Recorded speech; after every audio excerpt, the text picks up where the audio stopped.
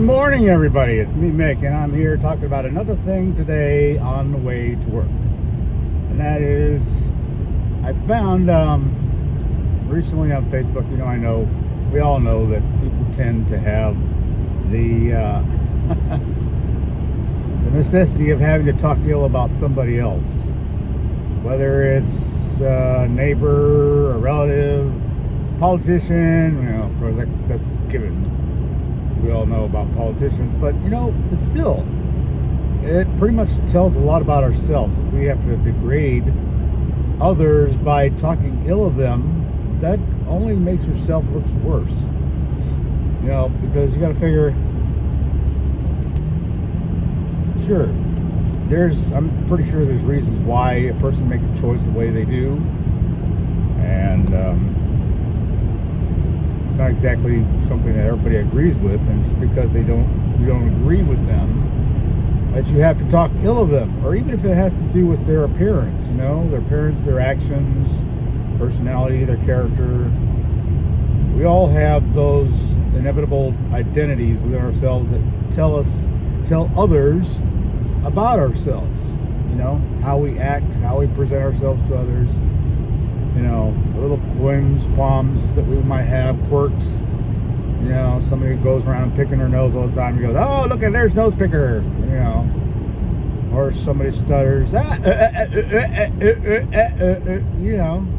all have those little quirks, or things that you probably cannot help but do. There's little pet peeves that we have. Some of us have a little bit more than others. Believe me, myself, I have peeves. I don't like to go to fitness centers. I believe I've mentioned that before. I'd rather work out in my own home, where I can tolerate my own fumes, sweat.